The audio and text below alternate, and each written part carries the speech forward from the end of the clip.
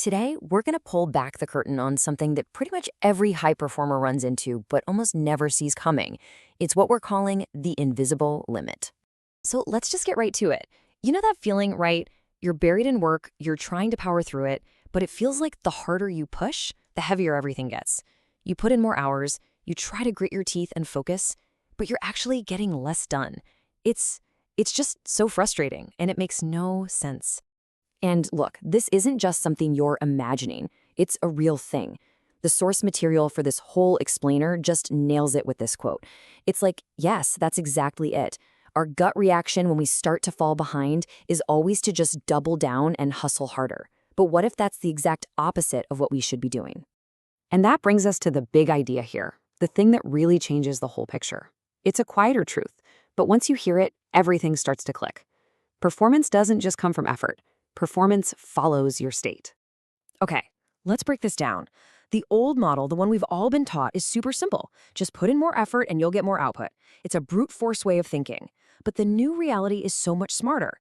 It says that a better state of mind, a better internal condition is what actually leads to better performance. It's not about how hard you're pushing the car, it's about the condition of the engine. So what do we even mean by a stable state? Well, it's not about being blissfully happy all the time. It's about your brain actually working properly. When your state is stable, you have clarity. You can just see what needs to be done next. You can handle complicated problems without feeling totally overwhelmed. Your mind basically becomes a partner in getting things done instead of an enemy you have to fight. And you know, this might be the most freeing idea in this whole thing. Because when we get stuck, what do? We blame ourselves. I just need more discipline. Or, why can't I focus? But what if it's not a character flaw? What if it's not a discipline problem at all, but a load problem? Okay, so we have to understand what this load really is. It's the weight you're carrying around, and I'll bet it's not what you think it is. Right. Load is not your to-do list. A to-do list has tasks you can write down and sort of set aside. Load is way deeper. It's the unresolved stuff that your nervous system is actively, constantly trying to manage. It's the open tabs in the back of your brain that you can't close. And here are some perfect examples. Load is that big decision you still haven't made. It's that really awkward conversation you know you need to have but keep putting off. It's the fuzzy, undefined risks on a project or an unclear relationship where you don't know where you stand. All of these things create this constant low-level buzz of anxiety that you can't just switch off. That is the weight you carry. So what happens when all this unresolved load starts to pile up? Well, it has very real, almost mechanical consequences. It creates a situation where all the internal noise starts to completely drown out the signal you need to actually move forward. And it's like a domino effect, a totally predictable chain reaction. First, your unresolved load goes up. That, in turn, cranks up the volume on your internal noise. Then that noise starts to degrade your cognitive state. And finally, the signal, your ability to see the right next step clearly, it just gets lost in the static. I mean, just look at the difference here. Signal is clarity. It's when the next steps just feel obvious. Your actions feel aligned. Noise? Oh man, noise is that constant mental rehearsal of conversations. The endless don't forget loops running in your head, always scanning for what could go wrong. It's that feeling where you're technically resting, but your mind is still racing a mile a minute.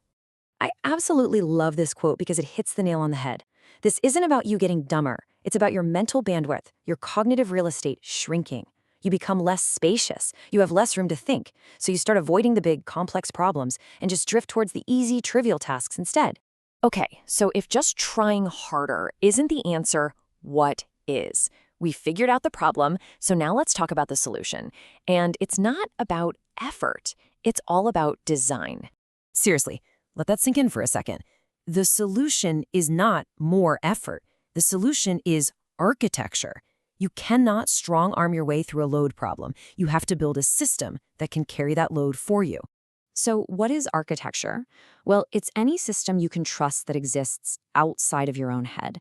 Its job is to take on that responsibility and bear that unresolved load. And the key words there are trusted and outside your nervous system.